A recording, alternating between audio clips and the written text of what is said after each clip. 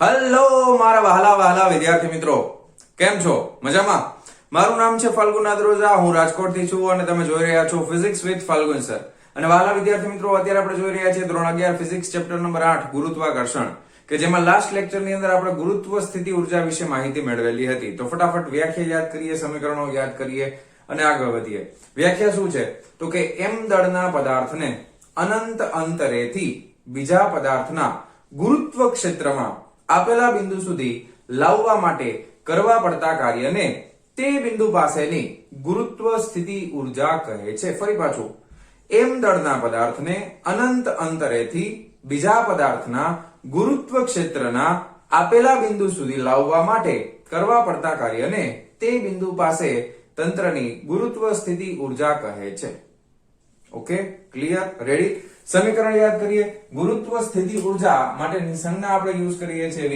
બરાબર? ધારો કે તંત્રમાં કોઈ એક દળ રહેલું છે, એને આપણે m1 કહી દઈએ અને બીજું m2 દળ છે એ અનંત અંતરેથી આપેલા બિંદુ સુધી લઈ આવીએ છીએ. તો એ તંત્ર માટે સ્થિતિ ઉર્જાનું સમીકરણ પહેલી વસ્તુ યાદ રાખશું, હંમેશા ઋણ આવશે. ઓકે, સમીકરણ શું છે? તો કે g, પહેલાનું દળ m1, બીજાનું દળ m2, બંને વચ્ચેનું અંતર r. ઓકે, પછી એકમ શું થાય? તો કે ઉર્જા છે એટલે એકમ થાય, જૂલ. ઓકે, એના પછી ગુરુત્વ સ્થિતિ ઉર્જા, એના પછી આપણે જોયું હતું ગુરુત્વ સ્થિતિમાન. તો ગુરુત્વ સ્થિતિમાન એટલે શું? તો કે એકમ દળના પદાર્થને અનંત અંતરેથી બીજા પદાર્થના ગુરુત્વ ક્ષેત્રમાં આપેલા બિંદુ સુધી લાવવા માટે કરવા પડતા કાર્યને તે બિંદુ પાસેનું ગુરુત્વ સ્થિતિમાન કહે છે. જેની સંજ્ઞા છે u. જેની સંજ્ઞા છે u બરાબર શું થઈ જશે? -g, એક જ દળ છે m1, બીજી જગ્યાએ તો ખાલી એક બિંદુ છે.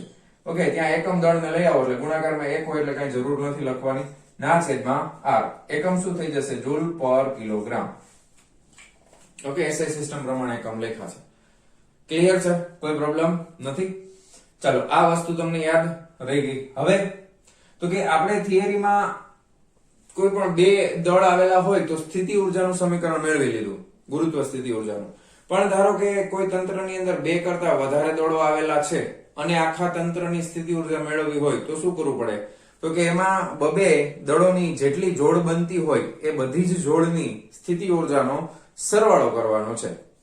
બરાબર? અને ઉર્જા છે એ અદિશ રાશિ છે, ઉર્જા છે એ સદિશ રાશિ નથી.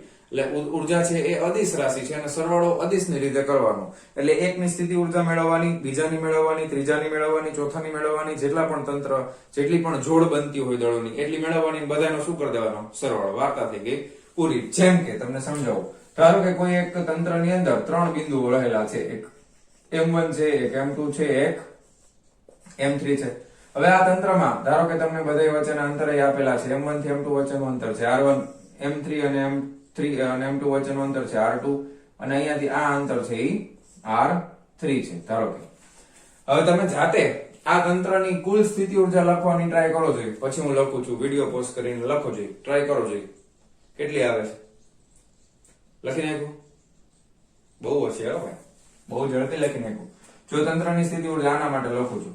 પહેલા આપણે એક જોડ વિચારીએ, m1 અને m2. તો એના માટે શું થાય? તો કે -g, m1, m2 બેની વચ્ચેનું અંતર તો કે r1. પછી બીજા માટે m2 અને m3 માટે વિચારીએ તો કે -g, m2, m3 ના છેદમાં r2. પછી ત્રીજા માટે વિચારીએ તો કે -g, m3, m1 ના છેદમાં r3. એકમ તો શું આવશે? તો કે ઉર્જા છે. એટલે જો વાર્તા પૂરી, બસ થઈ ગયું. લ્યો, છે આમાં કઈ અઘરું છે ને? સહેલું સાવ. પછી જેટલા તંત્ર હોય એમાં જેટલી જોડ બને એની બધી જોડ લઈ લેવાની, કોઈ પણ જોડ બાકી ન રહી જવી જોઈએ. અને એના ઉપર જ આધારિત દાખલો આજે આપણે લેક્ચરની શરૂઆત આ દાખલાની સાથે કરવાના છીએ. Okay, ready? ચાલો, તો જવા દો. આ નોલેજ મળી ગયું, બધું યાદ આવી ગયું, લાસ્ટ લેક્ચરનું રિવાઇઝ થઈ ગયું બધું. ચાલો, જવા દો છો. હવે આપણે શરૂ કરશું દાખલાની સાથે. દાખલાની રકમ વાંચો. શું કે છે? કે સ્મોલ l લંબાઈની બાજુઓ ધરાવતા ચોરસના શિરોબિંદુઓ ઉપર મૂકેલા 4 કોણના તંત્રની સ્થિતિ ઉર્જા શોધો. ચોરસના કેન્દ્ર પર સ્થિતિમાન શોધો. હવે અહીંયા છે ને રકમમાં કઈ ચોખવટ નથી પાડેલી, પણ અહીંયા આગળ જે શિરોબિંદુ ઉપર મૂકેલું કણ છે ને એ બધા કણનું દળ સમાન લેવાનું છે. એક વસ્તુ એ નોંધ રાખજો, યાદ રાખજો. બરાબર? આ દાખલામાં ધારો કે મેં આ દોર્યું છે, એ તમારે સમજી લેવાનું છે કે સરે ચોરસ જ દોર્યું છે. તમને એમ ન થવું જોઈએ લંબચોરસ, ચોરસ જ છે, કન્ફર્મ. બરાબર? અને આ ચોરસના જેટલા ચારે ચાર શિરોબિંદુઓ છે એ બધા ઉપર આપણે કેટલું દળ રાખ્યું છે? તો બધા ઉપર દળ સરખું જ રાખ્યું છે, એમ જેટલું દળ રાખ્યું છે, બરાબર. અને ચોરસની બધી બાજુની લંબાઈ કેટલી લઈ લીધી છે? તો કે બધી બાજુની લંબાઈ L છે ભાઈ, એમાં કઈ ફેરફાર થશે નહીં. ચોરસ છે એટલે બધી લંબાઈ L છે, લંબચોરસ નથી. ઘણા એમ થાય સાહેબ તમે લંબચોરસ દોર્યું, ના, એ તમારે સમજી જવાનું ચોરસ જ છે, ગમે એ કરો, બરાબર. તમારી પાસે તો ફૂટપટ્ટી હોય, મારે ક્યાં લેવા જાવી, બોર્ડમાં કેવી રીતે લગાવી, બરાબર. ચોરસ જ છે, બસ, માથાકૂટ નહીં. હાલો, હવે આ બધા બિંદુઓના નામ આપી દઈએ, A, B, C અને D. અને આ બધા બિંદુઓ પાસે દળ કેટલા છે? તો કે બધા બિંદુઓ પાસે દળ છે એમ જ છે. અહીંયાનું દળ તો કે આ એમ, અહીંયા દળ તો કે એમ, આનું દળ તો કે એમ, આનું દળ તો પણ એમ. જોડ વિચારો ખાસ, કેટલી જોડ બને? તો કે ચોરસ છે તો 4 જ બને ને, કે નહીં? નો બને 4, હવે વધારે બને. 1 2 3 4, આ તો દેખાય જ છે, પણ વિકર્ણ ક્યાં ગયા? આ વિકર્ણ બને, આ પણ વિકર્ણ બને. ખ્યાલ આવ્યો? તો વિકર્ણ પણ એક જોડ બનાવશે, એને હું અલગ કલરથી ડ્રો કરું એટલે તમને વધારે આઈડિયા આવે, બરાબર. વિકર્ણો ખાસ નહીં ભૂલવાના, બરાબર. ધારો કે આને નાને જોડી દઈએ તો આ એક જોડ બનશે, આને નાને જોડી દઈએ તો હજી આ એક જોડ બનશે, બરાબર. રેડી? ઓકે. અને બીજામાં એમ પૂછ્યું છે કે ચોરસના કેન્દ્ર પર સ્થિતિમાન શોધો. એટલે ચોરસનું કેન્દ્ર ક્યાં આવે? વિકર્ણો જ્યાં એકબીજાને છેદે ત્યાં ચોરસનું કેન્દ્ર હોય, એને આપણે નામ આપી દઈએ O, ધારો કે. તો અહીંયા પણ આપણે ગોતવાનું છે, ખ્યાલ આવ્યો? હવે ખાસ તમે છે ને, જો આ વિકર્ણની આખી લંબાઈ કેટલી થાય? તો કે એ આપણે અલગથી અહીંયા લખી નાખી કે વિકર્ણ AC બરાબર BD, ચોરસ છે એટલે બંને વિકર્ણોની લંબાઈ સરખી હોય, કેટલી થશે? તો કે એના માટે શું કરવું પડે? પાયથાગોરસનો સિદ્ધાંત વાપરવો પડે. ચોરસ છે એટલે આ બે વચ્ચે 90 નો ખૂણો બને. હવે કાટકોણ ત્રિકોણ બને, ત્રિકોણ ADC, બરાબર છે, બરાબર. ક્વેશ્ચન લખી નાખો તો લખો ત્રિકોણ ADC, કાટકોણ ત્રિકોણ હોવાથી. હવે ટેક્સ્ટબુકમાં આટલું ડિટેલમાં નથી લખતા, કારણ કે ખબર છે કે તમે બધા હોશિયાર થઈ ગયા છો. હવે આટલું બધું ભણ્યા, હોશિયાર તો થઈ જ ગયા હોય ને, બરાબર. તો આપણને ખબર છે કે ભાઈ AC નો વર્ગ બરાબર શું થાય? તો કે AD નો વર્ગ વત્તા BC નો વર્ગ, બરાબર. તો AC નો વર્ગ કેટલો થશે? તો કે આ L નો વર્ગ વત્તા L નો વર્ગ, એટલે આ થઈ ગયું 2L નો વર્ગ. તેથી AC નું માપ કેટલું આવે? તો કે વર્ગમૂળની અંદર 2L. જેટલું AC નું આવે એટલું જ BD નું આવે. તો આપણને મળી ગયું ને, AC બરાબર BD બરાબર √2L. ઓકે, √2L મળી ગયું છે. ચાલો, બહુ સરસ, વેરી ગુડ. હવે આપણે કરીએ તો કે હવે સીધે સીધું લખી નાખીએ કે તંત્રની કુલ સ્થિતિ ઊર્જા, આખા તંત્રની કુલ સ્થિતિ ઊર્જા સમીકરણ છે V. હવે જો, હવે આમાં છે ને બધું લખવાનું જ હોય, એક હરખા હોય બધે એક ગુણાકાર કરી નાખાય. જો અહીંયા આગળ બે ના દળ M, બે વચ્ચેનું અંતર L, બધા માટે એવી કેટલી જોડ બને? 1 2 3 અને 4. તો સીધે સીધું માઇનસ માં આવે છે એટલે -4 આરે ગુણિત નાખ્યું છે એવું માની લ્યો, અને કોઈ એક ની લખી નાખો, બરાબર. તો એક ની કેટલી થાય? તો કે gm² થશે ને, gm1 m2 એટલે m * m એટલે m નો સ્ક્વેર થઈ ગયો, ના છેદમાં બે વચ્ચેનું અંતર એટલે L. આવી 4 જોડ હતી એટલે ગુણાકારમાં સીધા 4 કરી નાખ્યા માઇનસમાં. સમજાઈ ગયું? ચલો, બહુ સરસ, વેરી ગુડ. હવે વિકર્ણોમાં કેવી જોડ બને? તો કે 1 અને 2. વિકર્ણોમાં 2 જોડ બને છે એટલે અહીંયા માઇનસ, આ બે ગુણાકારમાં પહેલેથી લખી નાખ્યા. વિકર્ણો માટે બે વચ્ચેનું અંતર કેટલું છે? તો કે બે વચ્ચેનું અંતર છે √2L. કેટલું છે? √2L. એટલે આ gm² અપોન છેદમાં √2L આવી જશે. ખ્યાલ આવી ગયો? હવે અહીંથી શું કોમન નીકળે છે? તો કે ભાઈ gm² ના છેદમાં L કોમન નીકળે છે, તો અહીંયા -4 માઇનસ 2 ના છેદમાં √2, 2 ના છેદમાં √2 ભાઈ કેટલા થાય?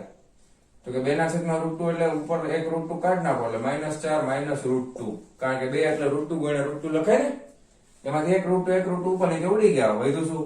એક √2. હવે આ માઇનસ માં છે એટલે કરવાનો તો સરવાળો જ તે. √2 એટલે કેટલા થાય? 1.41. તો 4 ને 5.41 થાય.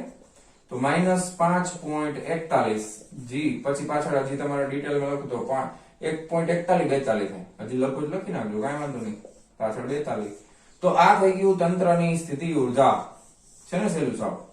V બરાબર -5.41 gm²/L.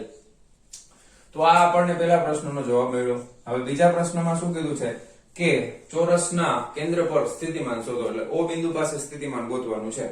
હવે સ્થિતિમાનનું સૂત્ર યાદ કરો, gm/r છે, -gm/r.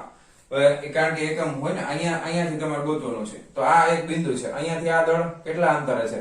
તો કે વિકર્ણનું માપ અડધું માપ છે ને, તો તમે લખી શકો કે અહીં OB બરાબર OA બરાબર OD બરાબર OC બરાબર શું થાય તો કે AC ભાગ્યા 2 AC લખો કે BD લખો ભાગ્યા 2 કરવા પડે ને કારણ કે આખી લંબાઈ તમને ખબર છે √2L તો અહીંયા થઈ જશે √2L ના છેદમાં 2 છે ને આખી લંબાઈ √2L ના છેદમાં 2 એટલે આ થઈ ગયું L ના છેદમાં √2 બરાબર આ પહેલેથી લખી નાખવાનું જેની જરૂર પડે એ પહેલા આપણે ગોતી જ લેવાનું બરાબર એટલે આ થઈ ગયું L ના છેદમાં √2 હવે આવા કેટલા જોડ બને છે તો કે અહીંયાથી આ દળ જેટલા અંતરે છે એટલા જ અંતરે આ છે એટલા જ અંતરે આ છે એટલા જ અંતરે આ છે અને ગુરુત્વ સ્થિતિમાન છે એ પણ અદિશ રાશિ છે એટલે એના માટે કઈ દિશા જોવાની જરૂર નથી દિશા જોવાની જરૂર એટલે ખૂણો જોવાની જરૂર ન પડે સીધે સીધું થઈ જાય બરાબર તો એના પાસે સ્થિતિમાન લખીએ તો u બરાબર કેટલી જોડ બને છે 4 એ પણ માઈનસ માં છે તો -4 g એક જ દળ આવશે m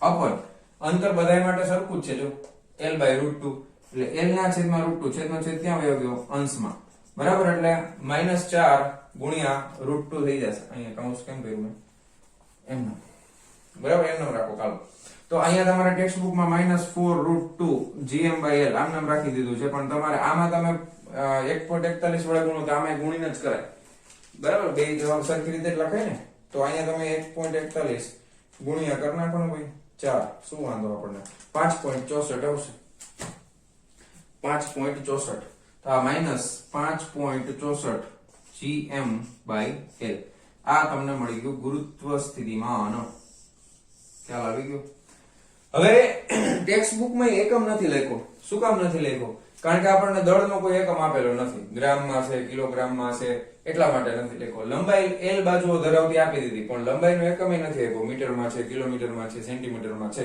એટલા માટે તમે એકમ નહીં લખો તો ચાલશે ખ્યાલ આવી ગયો તમને એમ થાય કે સર આપણે એકમ વગર કોઈ દિવસ નથી આમાં કેમ ન લખ કારણ કે રકમમાં એકમ નથી આપ્યો કોઈ વસ્તુનું લંબાઈનું આપવું જોઈએ ને લંબાઈનો એક ન આપે તો દળનો આપણે વિચારીએ હાલો કિલોગ્રામમાં છે બરાબર એટલે એકમ આમાં લખવાની જરૂર નથી તો એકદમ સિમ્પલ દાખલો છે ફટાફટ વિડિયો પોઝ કરી અને લખી નાખો ચાલો જવા દઉં છું હવે ચાલો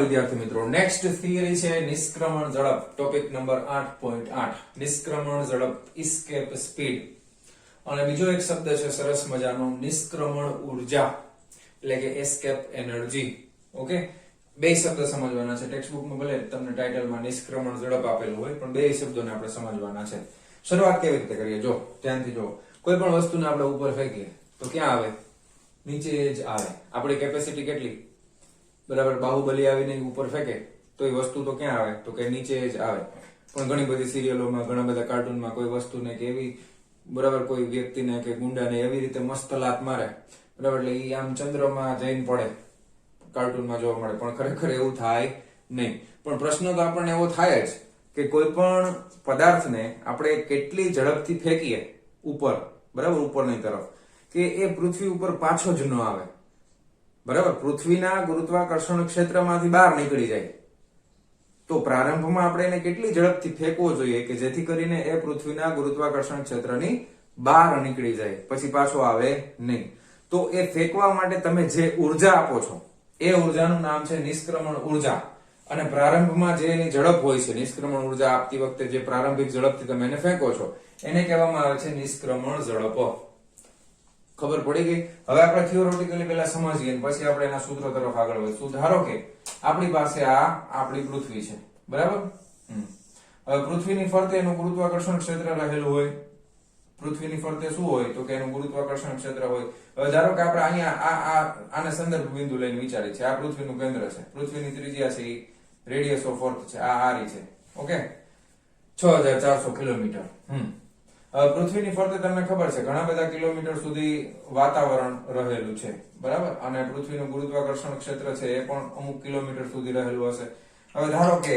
અમુક કિલોમીટર પછી ધારો કે આપણે ઉપર જતા જઈએ આપણે ખબર છે કોઈ પણ પદાર્થની અનંત અંતરે ગુરુત્વ સ્થિતિ ઉર્જા કેવી હોય છે શૂન્ય હોય છે એટલે પૃથ્વીના કેન્દ્રથી અનંત અંતરે ધારો કે એક બીજું સર્કલ હું અહીંયા બનાવું છું તો આ રીતે જે સર્કલ બને છે હવે આખું નથી બનાવ અહીંયા સુધી રાખીએ આપણે તો આની બહાર જો જાય ને પદાર્થ અહીંયા પહોંચી ગયો ને જસ્ટ બોર્ડર ઉપર તો અહીંયા એ પૃથ્વીના ગુરુત્વાકર્ષણ ક્ષેત્રમાંથી બહાર નીકળી ગયો એવું સમજો તમે બરાબર તો હવે એને તમે વિચારી શકો કે અહીંયાથી જો નીચે આવશે તો ગુરુત્વાકર્ષણ બળની અસર છે તો એના લીધે એ પડીને ક્યાં આવશે નીચે, કારણ કે પૃથ્વી પોતાની તરફ એના કેન્દ્ર તરફ એ પદાર્થને આકર્ષિત કરશે, ગુરુત્વાકર્ષણ બળ લગાવશે એટલા માટે.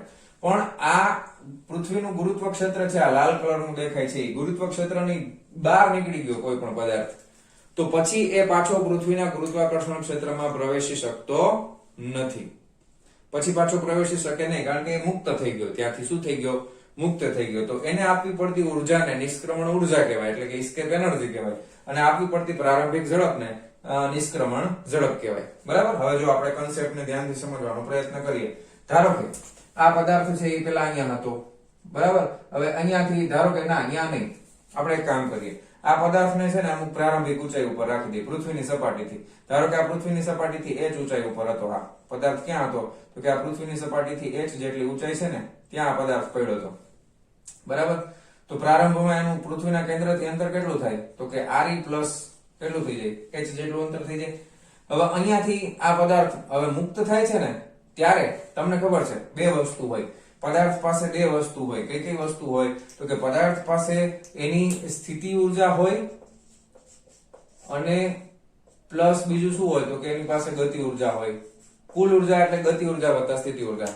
બીજી વસ્તુ ધ્યાનથી જોજો, આપણે દર વખતે એક વસ્તુ વિચારીએ છીએ કે કોઈ પણ પદાર્થ અનંત અંતરે રહેલો હોય તો એની પાસે સ્થિતિ ઉર્જા છે, અને આપણે એક સિમ્બોલ આપી દઈએ, W1 જેટલી સ્થિતિ ઉર્જા છે, બરાબર. આપણે અનંત અંતરે ખબર જ છે કે સ્થિતિ ઉર્જા આપણે યાદચ્છિક રીતે કેટલી લઈ લઈએ છીએ, 0. પણ અત્યારે આપણે વિચારો ટેક્સ્ટ બુક પ્રમાણે સ્થિતિ ઉર્જા છે એ W1 જેટલી છે, પણ આપણને મગજમાં ખબર હોવી જોઈએ કે કેટલી છે, 0 છે. અને ગતિ ઉર્જા માટે શું હોય, તો કે અહીંયાથી જ્યારે છૂટીને અહીંયા પહોંચ્યો ત્યારે એનો વેગ કેટલો હતો, ત્યારે જ્યારે અહીંયા પહોંચે છે ને ત્યારે ધારો કે એનો અંતિમ ઝડપ જે હતી ને, અંતિમ ઝડપ એ હતી vf. vf એટલે ફાઇનલ. કેટલી હતી અંતિમ ઝડપ, તો કે vf હતી. તો કે એના માટે ગતિ ઉર્જા કેટલી થાય, તો કે ગતિ ઉર્જા થાય 1/2 દળ m અને વેગ છે vf એનો વર્ગ. થાય ને આટલું, 1/2 mvf નો સ્ક્વેર. તો જ્યારે આ બહાર નીકળી ગયો ત્યારની વાત છે. હવે પ્રારંભમાં તમારે એને મુક્ત કરવા માટે, ધારો કે પ્રારંભમાં તમારે એને મુક્ત કરવો છે, તો એ મુક્ત કરવા માટે પ્રારંભમાં તમે એને કંઈક વેગની સાથે ફેંકેલો હશે, અહીંયાથી તમે ફેંક્યો હશે ને, તો એની પાસે પ્રારંભમાં પણ કંઈક વસ્તુ છે. કઈ કઈ વસ્તુ છે, તો કે પ્રારંભમાં એની પાસે બધી વસ્તુ હોય. પાછી પ્રારંભમાં એની પાસે સ્થિતિ ઉર્જા પણ હોય, અને વત્તા શું હોય, તો કે ગતિ ઉર્જા પણ હોય, કારણ કે તમે પ્રારંભિક વેગથી કંઈક ફેંકો છો. કેટલા પ્રારંભિક વેગથી ફેંકો છો, ધારો કે આપણે પ્રારંભિક વેગ vi થી ફેંકીએ છીએ. કેટલાથી? પ્રારંભિક વેગ vi થી ફેંકીએ છીએ. ઓકે, તમે આને કેપિટલ Vi લખો તો પણ વાંધો નથી, સ્મોલ vi લખો તો પણ વાંધો નથી. આ નિષ્ક્રમણ ઝડપ થશે આપણી, નિષ્ક્રમણ ઝડપ. તો ગતિ ઉર્જાનું સમીકરણ તો સિમ્પલ તમે લખી શકો, 1/2 m vi નો સ્ક્વેર. પ્રારંભિક ઝડપથી ફેંકો તો. હવે આની પાસે સ્થિતિ ઉર્જા કેટલી હોય, તો કે પૃથ્વીના કેન્દ્રથી આપણે માપીએ, અને અહીંયા m બે વચ્ચેનું અંતર re plus h છે. તો સ્થિતિ ઉર્જા માટે તમારે સમીકરણમાં કઈ વસ્તુ આવે, તો કે સ્થિતિ ઉર્જા એની પાસે છે -g, પૃથ્વીનું દળ me, એનું પોતાનું દળ m, બે વચ્ચેનું અંતર કેટલું થાય સ્થિતિ ઉર્જામાં, તો કે re plus h થાય ને. અને પ્લસ અનંત અંતર વાળી તો ભેગી ભેગી જોઈ, કારણ કે અનંત અંતરે 0 છે, કારણ કે સ્થિતિ ઉર્જા છે એ કેવો ખ્યાલ છે, સાપેક્ષ ખ્યાલ છે, નિરપેક્ષ નથી. એટલે સ્થિતિ ઉર્જાના સમીકરણમાં અહીંયા પણ W1 તો આવશે જ. તો હવે તમે વિચારી શકો કે અહીંયા આગળ પ્રારંભમાં આ જે કુલ ઉર્જા છે, અને અહીંયા અંતિમ એની પાસે જે કુલ ઉર્જા છે, કુલ ઉર્જા એટલે સ્થિતિ ઉર્જા વત્તા ગતિ ઉર્જા, આ અનંત અંતરે છે, આ પ્રારંભમાં છે. તો બંને ઉર્જા સરખી થાય તો જ ઉર્જા સંરક્ષણનો નિયમ પડાય ને. પ્રારંભમાં ઉર્જા હતી એટલી જ ઉર્જા એની પાસે જ્યારે છટકી ગયો ત્યારે પણ હોવી જોઈએ. જો બંને ઉર્જા સરખી હોય તો ઉર્જા સંરક્ષણનો નિયમ પડાય, અને એના ઉપરથી આપણને નિષ્ક્રમણ ઝડપ છે vi એ મળી શકે. સમજાઈ ગયો તમને કન્સેપ્ટ? ઓકે. પછી એવું જરૂર, પછી આપણે એવું વિચારશું કે ભાઈ પૃથ્વીની સપાટી ઉપરથી ફેંકો, તો એવું નથી કે ઊંચાઈ ઉપર લઈને જ ફેંકવો પડે. તો પૃથ્વીની સપાટી ઉપર હોય તો સમીકરણમાં જ્યાં આવશે, જ્યારે આપણે સાબિત કરશું ત્યારે h બરાબર શું મૂકી દેશું, તો કે 0 મૂકી દેશું, કાંઈ ફેર પડશે નહીં. હવે તમને જો કન્સેપ્ટ સમજાઈ ગયો હોય તો હવે આપણે લખીએ છીએ આગળ, બરાબર. તો હવે પેલું આપણે લખશું કે અનંત અંતરે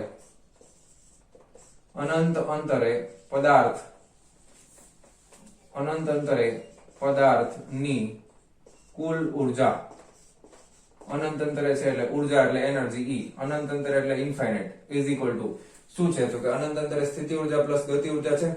તો સ્થિતિ ઉર્જા પ્લસ ગતિ ઉર્જા એટલે W1 પ્લસ ગતિ ઉર્જા એટલે 1/2 m વેગ કેટલો હતો vf નો સ્ક્વેર ઓકે પછી પ્રારંભમાં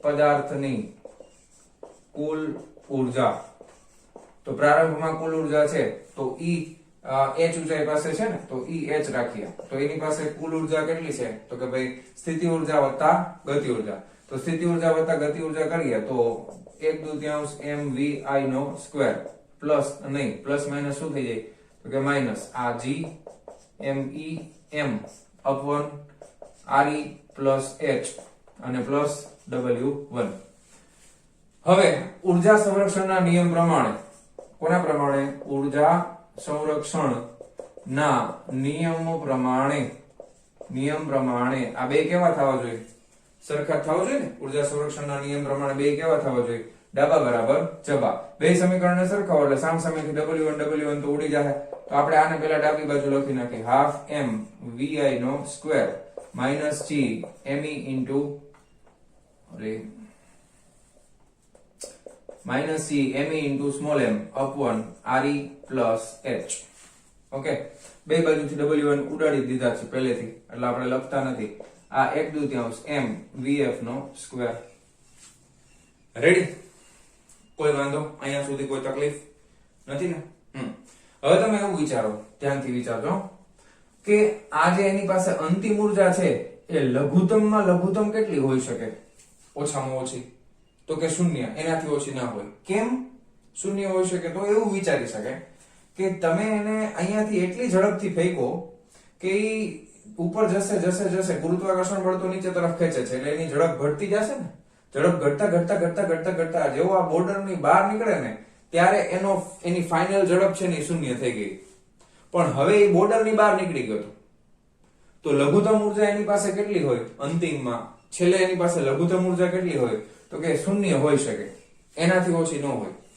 બરાબર છે બાકી આ રાશિ છે ભૌતિક રાશિ આનું મૂલ્ય આ ધન જ આવશે ને કારણ કે એનો વેગ છે એ શૂન્ય કરતા ઓછો તો હોઈ ન શકે ઓછામાં ઓછો શૂન્ય હોઈ શકે બાકી પ્લસ હોઈ શકે તો આપણે એવું વિચારી શકીએ કે સમીકરણના જમણી બાજુનું પદ છે એ લઘુત્તમ મૂલ્ય એનું કેટલું હોય તો કે શૂન્ય હોઈ શકે બરાબર હવે આ બાજુ જો શૂન્ય થાય મેક્સિમમ આ બાજુ જો શૂન્ય થાય તો આ બાજુમાં આપણે ઇક્વલ ટુ 0 મૂકી દઈએ તો આ માઈનસ છે પદ સામે વયું જશે ખ્યાલ આવે તમને અને એ તમે હવે જો આને વિચારી શકો કે અહીં સમીકરણની જમણી બાજુનું પદ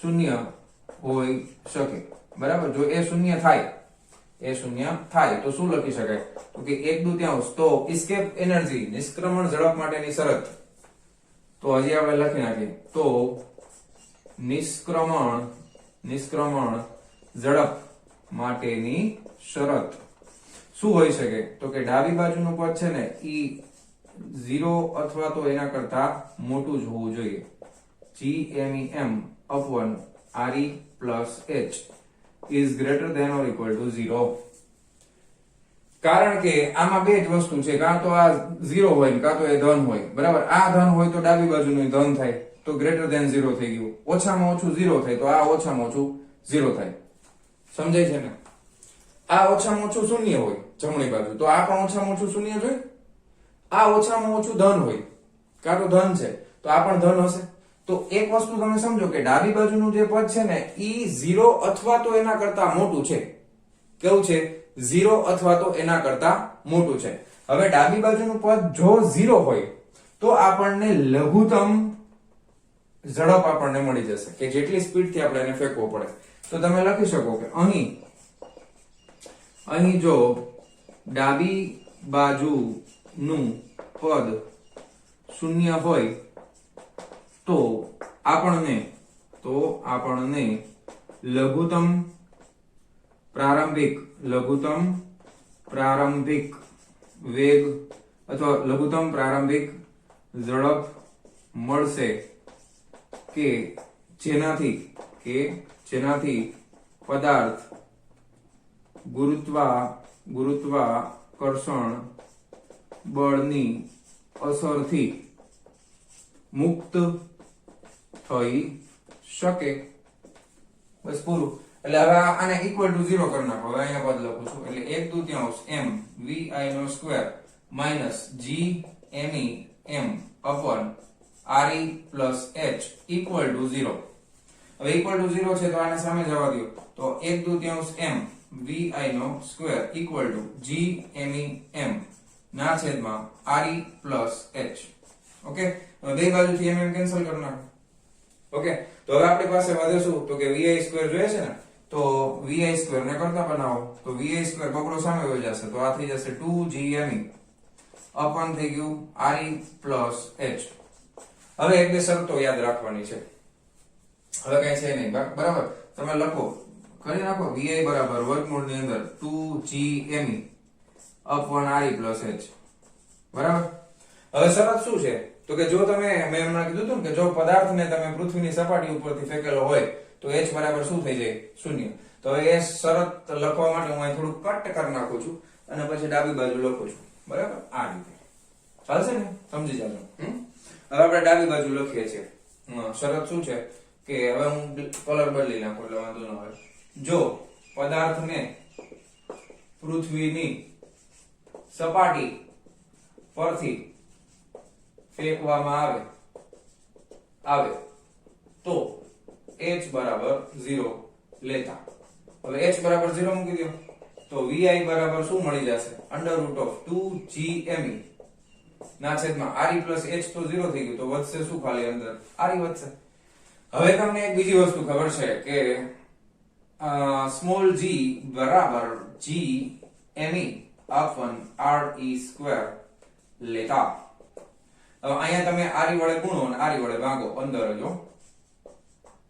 બરાબર, આવું કરી નાખો તો gme અપન re સ્ક્વેર થઈ ગયું. હવે એના બરાબર શું લખી નાખું સ્મોલ g. તેથી ફાઇનલી vi બરાબર વર્ગમૂળ ની અંદર 2 સ્મોલ g અને re લ્યો બસ મળી ગઈ. શરત મળી ગઈ ભાઈ, નિષ્ક્રમણ ઝડપ મળી ગઈ ભાઈ. બરાબર, મળી ગઈ ને, પાકું ને. ઓકે, તો આ છે નિષ્ક્રમણ ઝડપ. હવે આ ઝડપ શું ગોતી શકાય તો કે ગોતી જ શકાય ને ભાઈ, શું વાંધો. તમે જેની કિંમત જાણો છો કાઢો, કેલ્ક્યુલેટર કાઢો, હાલો બધા આળસ કરો માં. હમણાં ગોતી આપણે જો વર્ગમૂળ ની અંદર 2 ગુણ્યા g એટલે 9.8 ગુણ્યા re એટલે હવે જો g નું મૂલ્ય તમે મીટર પ્રતિ સેકન્ડ ના વર્ગમાં લીધું છે તો re છે એ તમારે મીટરમાં જ લેવું પડે. પૃથ્વીની ત્રિજ્યા 6400 કિલોમીટર છે. 1 કિલોમીટર બરાબર 1000 મીટર એટલે ગુણ્યા 10 ની 3 ઘાત થાય.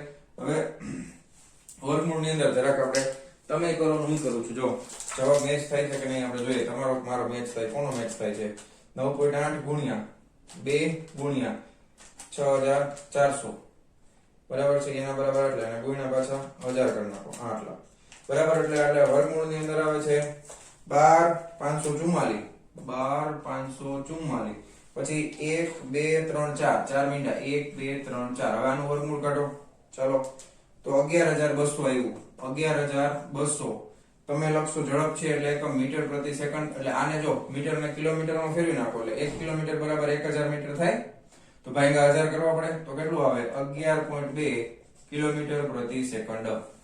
જો આવી ગયો.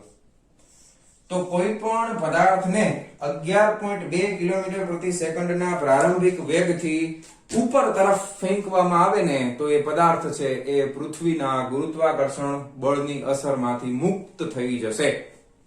સમજાઈ ગયું?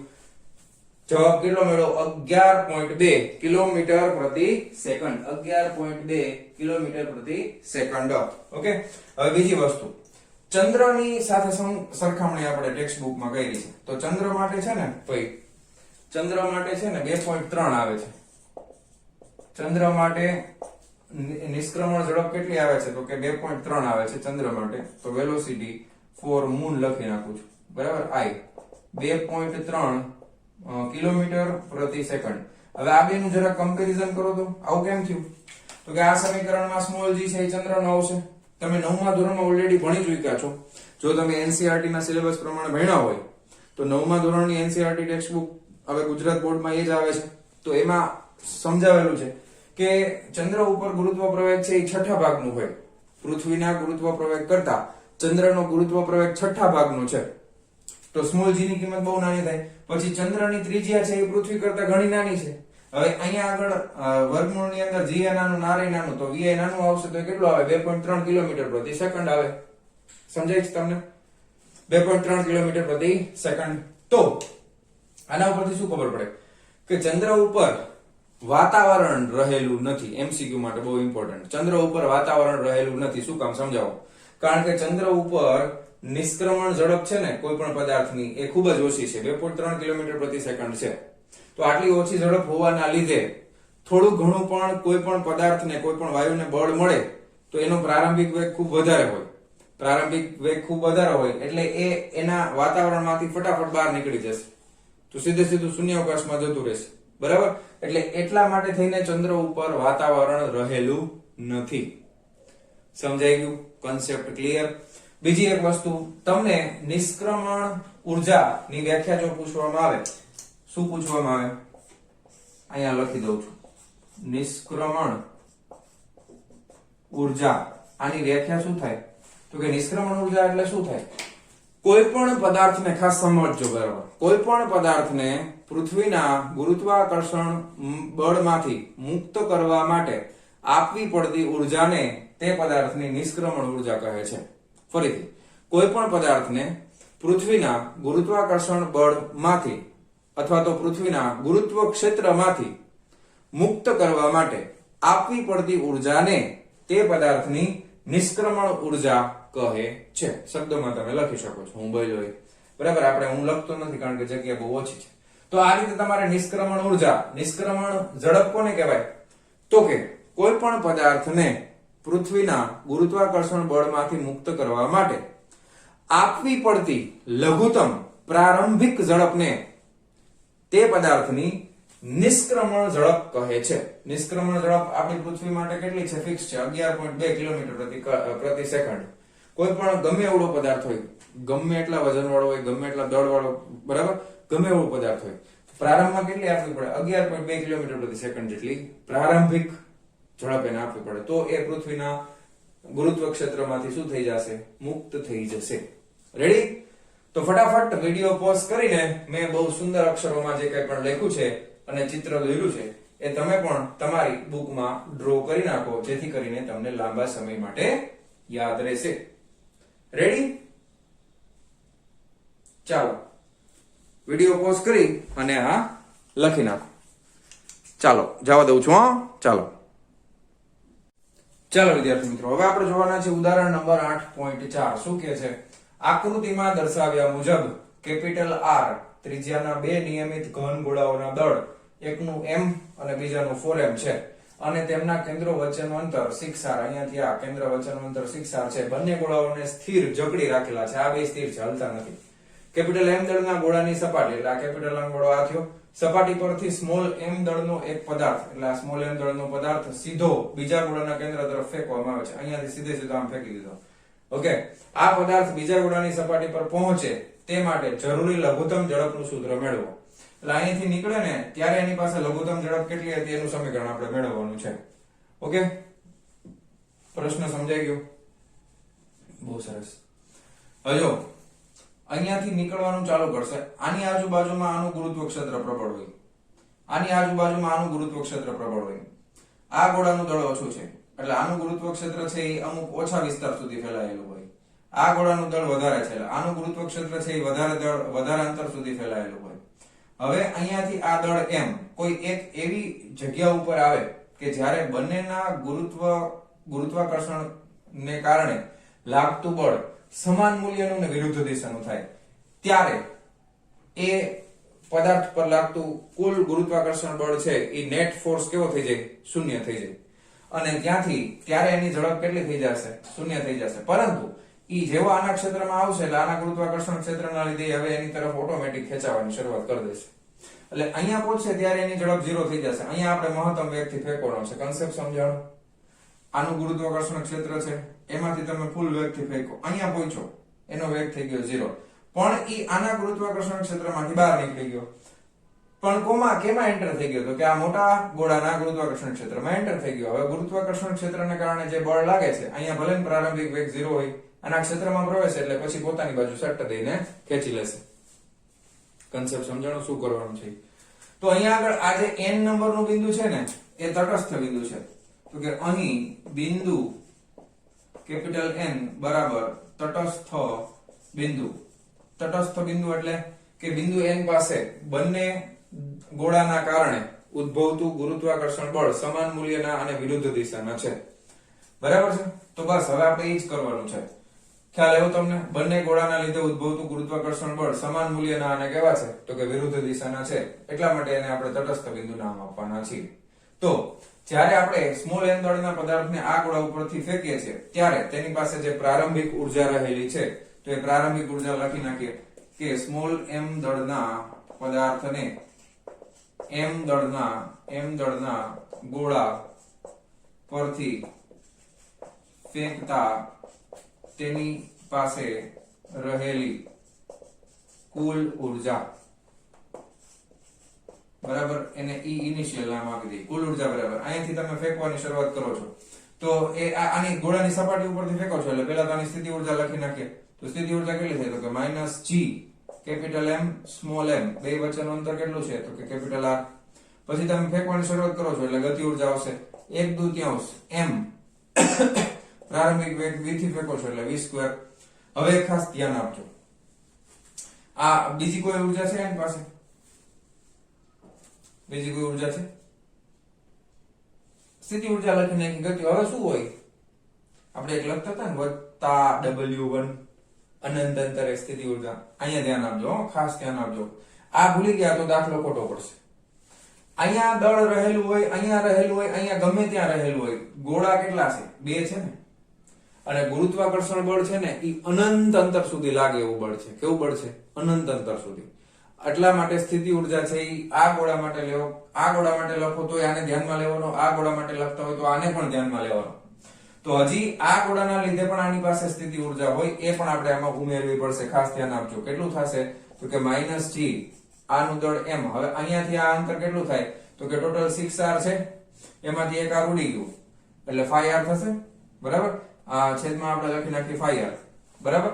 અને આ ગોળાનું દળ કેટલું છે? તો કે 4m છે એટલે અહીંયા 4 અને અહીંયા કેપિટલ M. બસ જો આ ભૂલાઈ ગયું તો વાર્તા થઈ ગઈ પૂરી. ઓકે, આ ધ્યાન રાખજો, ખાસ ધ્યાન રાખજો ભાઈ. સમજાઈ ગયું? રેડી? ઓકે, બહુ સરસ, વેરી ગુડ. હવે જ્યારે દળ સ્મોલ m એ બિંદુ n પાસે પહોંચે ત્યારે તેની ઝડપ શૂન્ય બને છે. તેથી તે બિંદુ પાસે માત્ર સ્થિતિ ઉર્જા હશે. હવે મેં તમને કીધું એ પ્રમાણે કે n બિંદુ પાસે બંને ગોળાના લીધે ગુરુત્વાકર્ષણ બળના મૂલ્ય સમાન અને વિરુદ્ધ દિશાના છે. તો એ લખો કે n બિંદુ પર બંને ગોળાના કારણે લાગતા ગુરુત્વાકર્ષણ બળ સમાન મૂલ્યના અને વિરુદ્ધ દિશામાં હોવાથી, હાલો લખો, આ n બિંદુ પાસે m દળ રહેલો છે તો આના લીધે ગુરુત્વાકર્ષણ બળ કેટલું થાય? તો કે ગુરુત્વાકર્ષણ બળ g m1 m2 r2 થાય. તો એના માટે લખીએ કે g સ્મોલ m m2 એટલે કેપિટલ M upon r2 એટલે બે વચ્ચેનું અંતર કેટલું ધાર્યું છે આપણે? સ્મોલ r નો વર્ગ. બરાબર. હવે અહીંયાથી આ ગોળા માટે લખો. હાલો લખો. હવે અહીંયાથી આ અંતર, આ ટોટલ 6r છે, એમાંથી r નીકળી ગયો તો આ કેટલું થાય? 6r - r થાય ને. અહીંયાથી આ અંતર થાય કે નહીં? સાચું ખોટું? તો એના માટે લખો g m. હવે આ કેપિટલ M કેટલું છે? તો કે 4m upon r2 એટલે કેટલું થાય? તો કે 6r - r નો સ્ક્વેર. સામસામેથી g કેન્સલ કરી નાખો, m કેન્સલ કરી નાખો, આ m પણ કેન્સલ કરી નાખો ભાઈ. હવે ચોકડી ગુણાકાર કરી નાખો ભાઈ. તો 6r - સ્મોલ r નો વર્ગ બરાબર 4 સ્મોલ r નો વર્ગ. બંને બાજુ વર્ગમૂળ લેતા, બે બાજુ વર્ગ છે, બે બાજુ વર્ગમૂળ લઈ લ્યો ને એટલે વાર્તા પૂરી થાય. 6r - r બરાબર 4 નું વર્ગમૂળ 2 r2 નું r. શું કર્યું આપણે? બંને બાજુ વર્ગમૂળ લેતા. રેડી? ચાલો બહુ સરસ, વેરી ગુડ. હવે સ્મોલ r ની કિંમત મળી જાય તો 6r બરાબર માઈનસ r આ બાજુ જવા દે તો 3r થઈ ગયા. તેથી સ્મોલ r બરાબર 6/3r 3 દુ 6 2r. બહુ સરસ, અગત્યનું પરિણામ મળ્યું આપણને. જો સ્મોલ r બરાબર કેટલા થઈ જશે 2r, તો અહીંયા આગળ સ્મોલ r બરાબર આ અંતર આપણને મળી ગયું છે 2r. તો હવે મેં તમને કીધું હતું એ પ્રમાણે કે જ્યારે m દળ છે એ કેપિટલ n બિંદુ પાસે પહોંચશે ત્યારે માત્ર એની પાસે કઈ ઉર્જા હશે? સ્થિતિ ઉર્જા, કારણ કે ત્યારે એનો વેગ તો શૂન્ય થઈ જાય છે. તો એની પાસે કુલ સ્થિતિ ઉર્જા છે, તો અંતિમ ઉર્જા. તો હવે આપણે અહીંયા કલર બદલી નાખું એટલે બધું ભેગું ન થઈ જાય, મિક્સઅપ ન થઈ જાય. માર્કર આગે મુકાઈ જાય છે ભાઈ. હવે આના પછીનું સ્ટેપ લખું છું કે n બિંદુ પાસે કુલ ઉર્જા, તો એનર્જી ફાઇનલ લખાય. તો એ ગતિ ઉર્જા તો શૂન્ય છે કારણ કે વેગ તો 0 થઈ જાય છે એસ્કેપ એનર્જી માટે. તો સ્થિતિ ઉર્જા લખવી પડશે n બિંદુ પાસે. તો સ્થિતિ ઉર્જા માટે બે કીધું એ પ્રમાણે બે દળના લીધે લાગે ને સ્થિતિ ઉર્જા. તો પહેલા માટે સ્થિતિ ઉર્જા લખીએ -gm અને મોટા આ પેલા ગોળાનું દળ m એની વચ્ચેનું અંતર, તો કે અહીંયાથી આ અંતર સ્થિતિ ઉર્જા માટે કેટલું છે? Small r. સ્મોલ r બરાબર કેટલું લખાય? તો કે 2r. બીજાનું -g સ્મોલ m, આનું દળ તો કે 4m. તો 4 અહીંયા લખી નાખું છું m upon આની વચ્ચેનું અંતર તો કે 6r - r. તો 6r - 2r એટલે કેટલા થાય? 4r થાય. તો આ 4 4 કેન્સલ કરી નાખો. ખ્યાલ આવી ગયું? તો e ફાઇનલ બરાબર કેટલા લખી નખાય? તો એક કામ કરો ને, અહીંયા 2 2 રાખો ને તો લસા લેવાની મજા આવે. બરાબર, 4 4 ભલે કેન્સલ થઈ ગયા, 2 2 રાખો. બે ને કેટલા થઈ ગયા? 3. તો -3gmm upon 2r. બરાબર, તો આ ફાઇનલ ઉર્જા મળી. હવે ઉર્જા સંરક્ષણના નિયમ પ્રમાણે આ અને આ બે કેવા થવા જોઈએ? સરખા થવા જોઈએ ને. એક આ સમીકરણ અને બીજું આ સમીકરણ. બસ, તો હવે પૂરું થઈ ગયું. હવે બસ, હવે અહીંથી લખી નાખી ઉર્જા સંરક્ષણના નિયમ પ્રમાણે પ્રારંભિક અને અંતિમ બે ઉર્જા સરખી થવી જોઈએ ને. બરાબર છે. તો હવે પાછું કાળી પેન થી લખી નાખીએ. બે સરખા કરવાના છે. ધ્યાન આપજો ભાઈ, ધ્યાન આપજો ભાઈ. ઓકે, ચાલો. તો પેલા આપણે આ વેગ ગોતવાનો છે ને, તો 1/2 mv² આ પેલા લખાય. બરાબર, પછી આ -gmm/r કોમન કાઢ લે. -gmm/r gmm/r અહીંયા -1 છે એટલે 1 લખી નાખીએ. માઇનસ કોમન કાઢ્યું છે એટલે અહીંયા પ્લસ કરી નાખીએ. જો અહીંયા પણ gmm/r તો છે તો +4/5 કરી નાખીએ. ટૂંકમાં કહી દો, ખબર પડી. ઇઝ ઇક્વલ ટુ અહીંયા પાછું gmm/r કોમન કાઢ લઈએ. -gmm/r અંદર શું વધે? 3/2 વધે. ખબર પડી ગઈ ભાઈઓ? ચાલો, હવે અહીંયાથી છે ને 1/2 mv² ને કરતા બનાવો. હવે આ માઇનસ વાળું પદ છે એને સામે જવા દો તો પ્લસ થઈ જશે.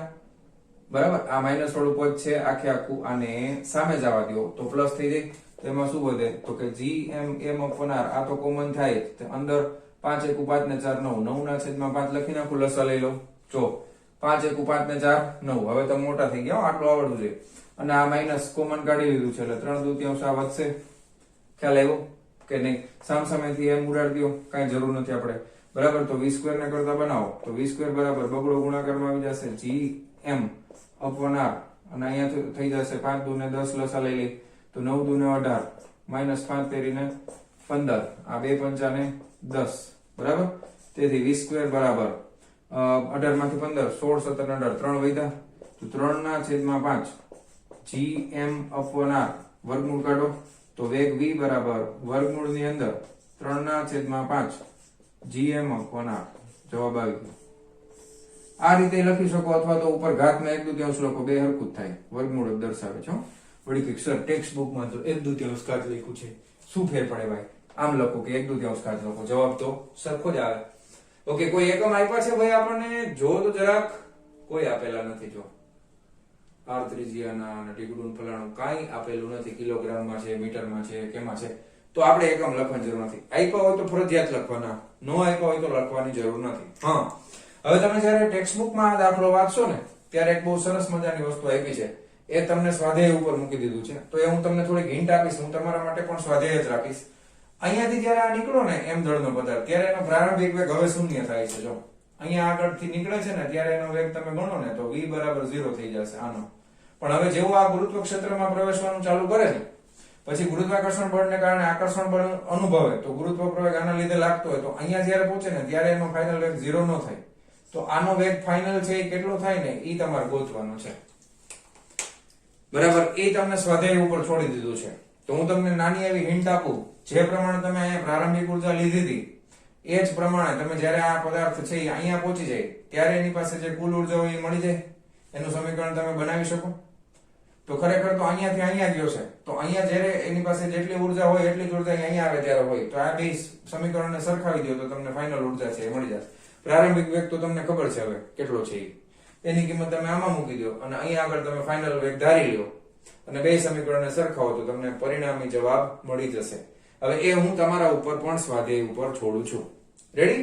તો ફટાફટ વિડીયો પોઝ કરી અને મેં જે સુંદર અક્ષરોમાં લખ્યું છે એ તમે પણ તમારી બુકમાં સુંદર અક્ષરોમાં લખી નાખો. ચાલો, ક્લિયર? લખાઈ ગયું? વિડીયો પોઝ કરીને લખી લેજો. ચાલો દઉં છું. તો મારા વહાલા વહાલા વિદ્યાર્થી મિત્રો, આજનો આ લેક્ચર આપણે અહીંયા પૂરો કરીએ છીએ. મળીએ છીએ નેક્સ્ટ વિડીયો લેક્ચરમાં આના પછીના ટોપિકની સાથે. ત્યાં સુધી આવજો.